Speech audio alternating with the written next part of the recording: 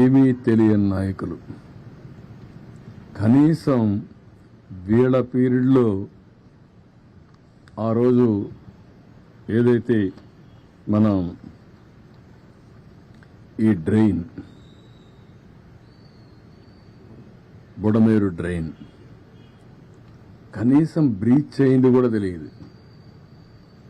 బుడమేరుకు గేట్లు ఉన్నాయని మాట్లాడతారు. వీళ్ళు ఎట్లా సీఎంలు అయ్యారో నాకైతే అర్థం కాదు. అది నేరుగా వస్తుంది, దానికి కాలువలో వచ్చి పోతే కృష్ణాకి వెళ్తుంది, అది కూడా తెలిసి ఉండదు. లేకపోతే కొల్లేరుకు పోతుంది. తెలియాలని లేదు, కనీసం తెలుసుకోవాలని ఉండాలి. అది కూడా తెలియకుండా మాట్లాడే పరిస్థితి. ఇంకొక పక్క మా ఇల్లు కాపాడుకోవడానికి బుడమేరుకు నీళ్లు పంపించామంట. ఏం మాట్లాడతారండి? ఎంత అజ్ఞానం, లేకుంటే విచ్చలవిడితనం. ఏది చెప్పినా నమ్మతారని, ఏదో ఒకటి వాగితే ఏమీ చేయలేదని. వచ్చింది వర్షాలు నిన్న రాత్రి జరిగింది. తెల్లవారే కొందుకు అందరం పరిగెత్తి ఎక్కడెక్కడుందో అన్ని జిల్లాల్లో కూడా ఫుడ్ పాకెట్స్ తయారు చేసి కొన్ని ఎయిర్ లిఫ్ట్ తీస్తున్నాం, కొన్ని తెప్పిస్తున్నాం. ఇక్కడ హోటలర్స్ అందరికీ చెప్పాను, ఇది మీ బాధ్యత. గవర్నమెంట్ ఈరోజు మేము డిమాండ్ చేస్తున్నాం, కమాండ్ చేస్తున్నాం, ఆదేశాలు ఇస్తున్నాం. ఎవ్వరికి ఎగ్జామ్షన్ లేదు. మీరు ఇన్ని లక్షల పాకెట్లు చేయాలంటే చేయాల్సిందే. మీరు సప్లై చేయమని ఆదేశాలు ఇచ్చాం. ఎందుకు? దేనికోసరం? ఇది పబ్లిక్ ఇంట్రెస్ట్. ఇది మా ఇంట్రెస్ట్ కాదు. ఒక పబ్లిక్ ఇంట్రెస్ట్ అయినప్పుడు, ప్రజలు ఇబ్బందుల్లో ఉన్నప్పుడు ప్రభుత్వానికి ఒక విస్తృతమైన అధికారాలు ఉన్నాయి. ఎంతవరకు హ్యూమన్లీ పాసిబులో అన్నీ చేస్తున్నాం. బోర్డ్స్ తెప్పించాం, మనుషులు తెప్పించాం, ఫుడ్ అంతా సప్లై చేయించాం. సెక్రటరియేట్ మొత్తం ఈరోజు మీరు చూస్తే కలెక్టరేట్ని సెక్రటరియేట్గా చేసుకుని చీఫ్ సెక్రటరీ మొదలుకొని చీఫ్ మినిస్టర్ మొదలుకొని ఇక్కడే ఉన్నాం. దాన్ని కూడా వక్రీకరించి మాట్లాడే పరిస్థితికి వస్తున్నారు. వీళ్ళకు బాధ్యత లేదు, నాకు బాధ్యత ఉంది. హరికేన్ తుఫాన్ 96-97 రాజమండ్రి ఆర్డీఓ ఆఫీస్ని సెక్రటరేట్గా చేసుకుని ఆల్ సెక్రటరీస్ని రమ్మని వారంలో మళ్ళీ అన్ని పనులు పూర్తి చేసి నార్మల్సీ తెచ్చిన తర్వాతనే హైదరాబాద్కి వెళ్ళాను. ఆ రోజు మొత్తం మీరు చూస్తే 21 సీట్లుంటే 99 ఎలక్షన్లో 20 సీట్లు మేము గెలిచాం.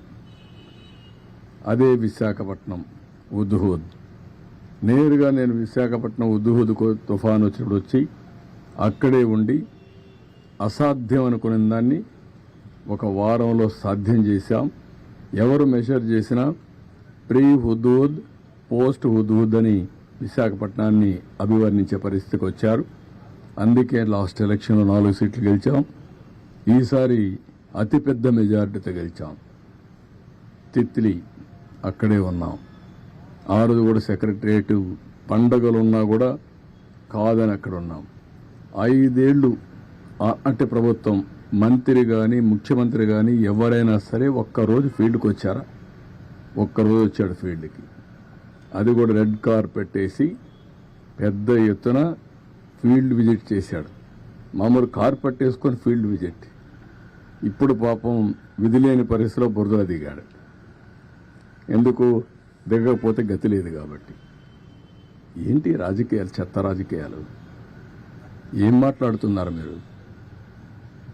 మీరు మాకు తుఫాన్ గురించి, సైక్లోన్ గురించి, డిజాస్టర్ గురించి మాట్లాడే పరిస్థితి మీకుందా? తెలుగుదేశం పార్టీ ఎప్పుడు కూడా ఒక బాధ్యత కలిగిన పార్టీ.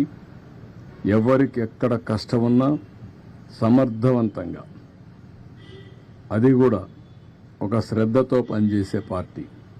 పేదవాడికి ఎక్కడ ఇబ్బంది లేకుండా చేయడం కోసం అన్ని విధాల ప్రయత్నం చేసే పార్టీ.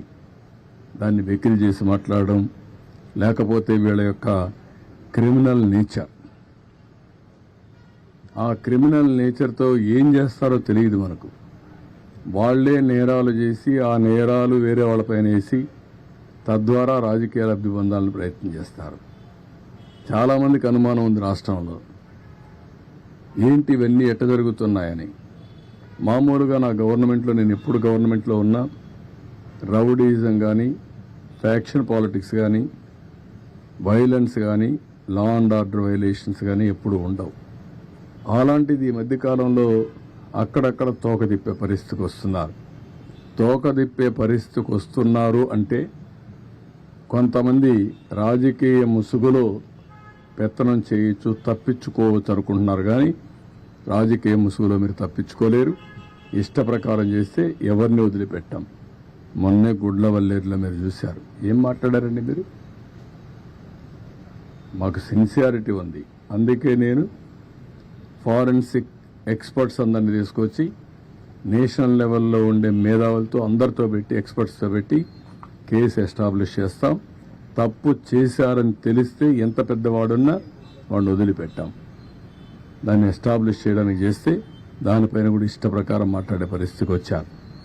ఇవన్నీ తప్పుడు ఆరోపణలు కట్టిపెట్టండి, వాస్తవాలు మాట్లాడండి. ఏమీ తెలియకుండా బుడమేరు గేట్లు ఎత్తలేదు, ఎత్తారు అని మాట్లాడడం, లేకపోతే ముఖ్యమంత్రి గారి ఇంటికి ముంపు గురి కాకుండా, ఏంటంటే గురి అయితే నీళ్లు వచ్చాయి, వస్తాయి, ఏమైపోతుందండి? అందరి ఇళ్ళకి వచ్చాయి. మొత్తం విశాఖపట్నం సగం మునిగింది, నీళ్లు వచ్చాయి. నీళ్లు వచ్చినప్పుడు ఏమవుతుంది? అదే మరిగా అమరావతి, ఏదో నీళ్లు వచ్చేసే అమరావతి మునిగిపోయింది, అమరావతి దాని మీద ప్రాపగండా. ఏమీ జరగలేదు అక్కడ. ఇలాంటి తప్పుడు ప్రచారం చేసి, తప్పుడు ఇది చేసి ఏదో రాజకీయ లబ్ధి పొందాలనుకుంటున్నారు. ఇది కరెక్ట్ కాదు. నేను ఎప్పుడూ 45 ఏళ్లు నా రాజకీయ జీవితంలో ఇంత పనికిమాలిన పార్టీని, పనికిమాలిన ప్రచారాన్ని ఎప్పుడు చూడలేదు. ఏది ఏమైనా తెలుగుదేశం పార్టీ చాలా స్పష్టంగా ఉంటాం. ఎక్కడికక్కడ ఇలాంటి తప్పుడు ప్రచారాల్ని ఖండిస్తూ, ఎవరైనా సరే నేరాలు చేసి రాజకీయ లబ్ధి పొందాలనుకుంటే మాత్రం చాలా స్పష్టంగా ఉంటాం. ఆ విషయం గుర్తుపెట్టుకోవాల్సి హెచ్చరిస్తున్నాం. ఎవరికి ఇవ్వాలి, ఎవరికి ఇవ్వాలి ఇన్ఫర్మేషన్ తెలియదా? గేట్లు ఎత్తడంలో ఇన్ఫర్మేషన్ ఇవ్వలేదా? ఏ గేట్లు అయితే ఎప్పుడు ఇన్ఫర్మేషన్ ఇవ్వాలి? ఫస్ట్ నుంచి ఎవ్రీడే మీరు, నేను, ప్రజలు అందరికీ, రైతులకు ఇన్ఫర్మేషన్ ఇవ్వలేదా? ఆల్ ప్రాజెక్ట్స్ని జాగ్రత్తగా మేనేజ్ చేస్తూ ఏ ప్రాజెక్టులో ఎంత వాటర్ ఉందని చెప్పలేదా? పైన ఎంతెంత వాటర్ వస్తుందని ఎప్పటికప్పుడు చెప్పలేదా? ఏ రోజు జరిగింది? లాస్ట్ డే ఏదైతే మన సైక్లోన్ క్రాస్ అయ్యేది శ్రీకాకుళంలో, కళింగపట్నంలో క్రాస్ అవుతుందనుకుని అక్కడే క్రాస్ అయింది. క్రాస్ అయిన తర్వాత ఈ రెయిన్ఫాల్ అంతా కళింగపట్నంలో పడుతుంది అనుకుంటే, అంత మునుపంతా రెయిన్ అంతా పడింది గుంటూరు, కృష్ణాలో పడింది. ఆ తర్వాత ఖమ్మం, నల్గొండలో పడింది.